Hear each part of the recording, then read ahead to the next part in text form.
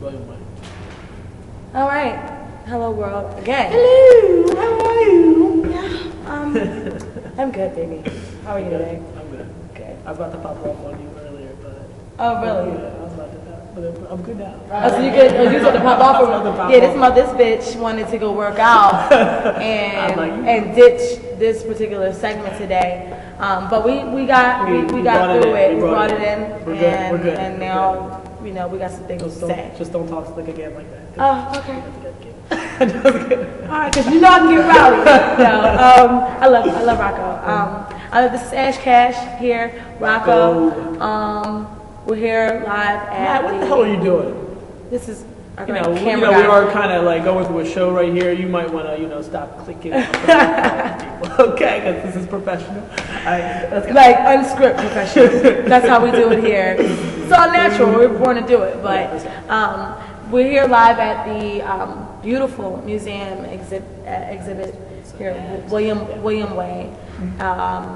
We're just like the William Way, yeah. You've been here before, right? I've never been here before. Yeah. The William Way Center in Philadelphia does a lot of outreach.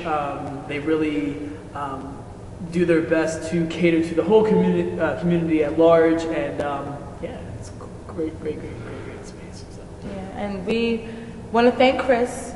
So I'm going to shout out Chris Bartlett. We love you. Yes, thank you.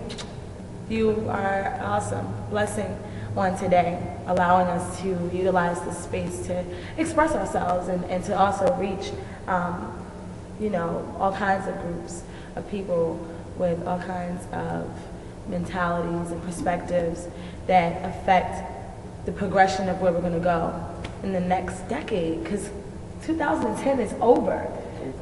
It's done. Like, we're not kids anymore. We're 24. Yeah. It's time to really take this in. We're not old. It's just the beginning. I don't like people that say that so nice. Yeah, I don't either. All right, so what happened today? Okay, so that lady that you saw that bitch that I saw. Lady. That was a for real though moment. For real though.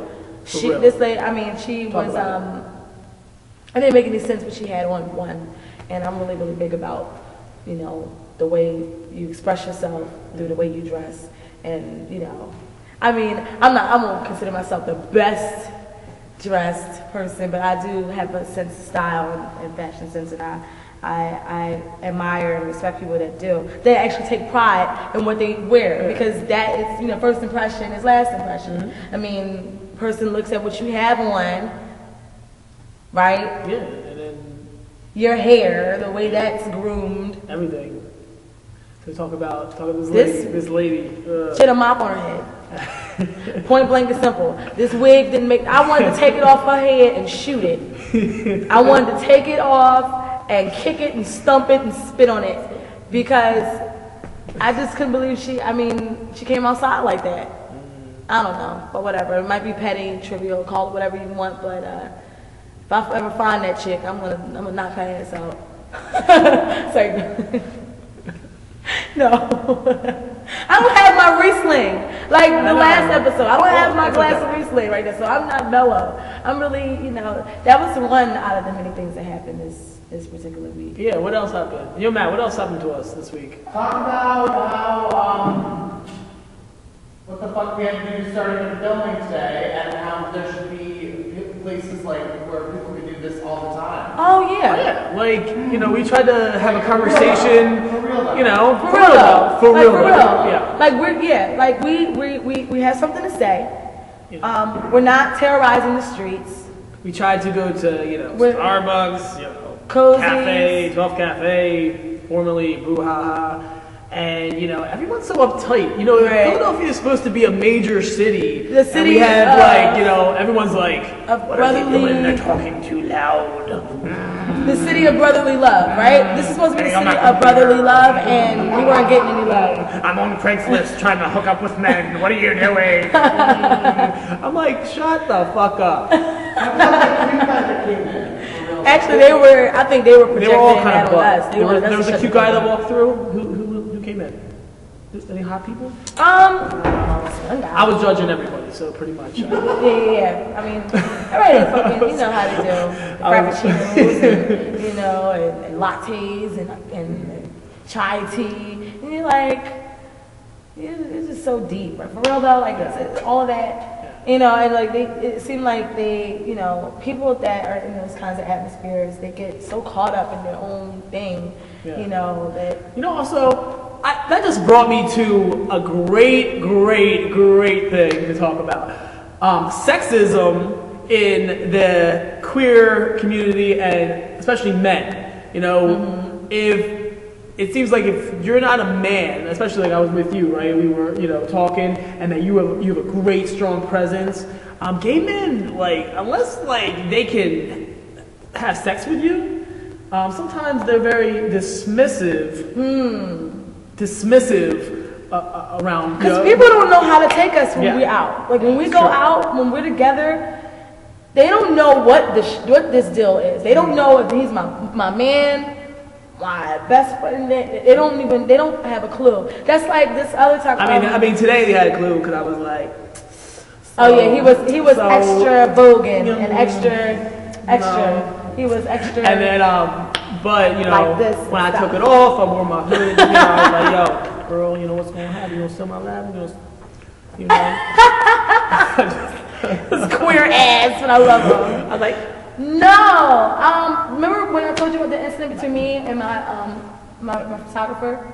Oh yeah, so talk about that. Yeah, well, he's an older white male in his like 50s, and I'm his model, and we're about to do this androgynous portrait, you know, and he's doing a lot of art inspired by Rome, and he wanted to use a woman of color and ethnicity. Anyway, make a long story short, we're hungry and fucking human beings going out to get something to eat. Yeah. We go to Payway in Plymouth Meeting, and City Line Avenue, and all the people in the restaurant were looking at us like, what is this?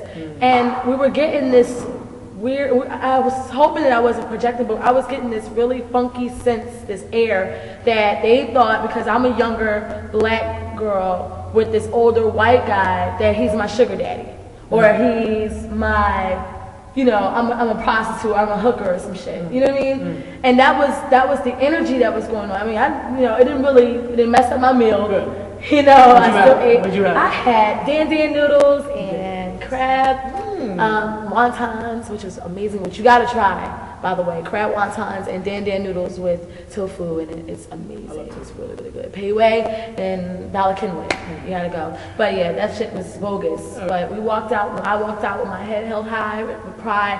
I was like, these people have no fucking clue who I am. Exactly. I could be married to his son or something, and you could have been a racial relationship. Adopted daughter, stepdaughter. You could have been numerous things, but of course, you were, a sex worker. Stereotype, yeah. Which no offense to sex workers. You know, I have friends that do that. Do your thing. Do what you do. Yeah.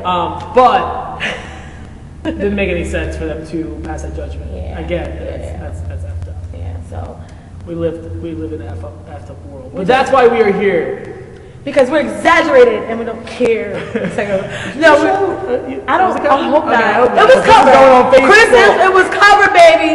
Don't ban it. It was covered. No, we're just, we're being exaggerated because we want to stand out and no homo, no nikido. No nikido. But we want to be bold and courageous and say to people that want to do what we're doing that it can be done. All you have to do is, keep your sense of scruples and know who you are, know what you stand on, and communicate and make sure that you're passionate about what you think and what you live and try to reach other people. Yeah. So I think that's it for today, right? Yeah. So I think we just gotta leave them with time out. Pause. For real though? See ya.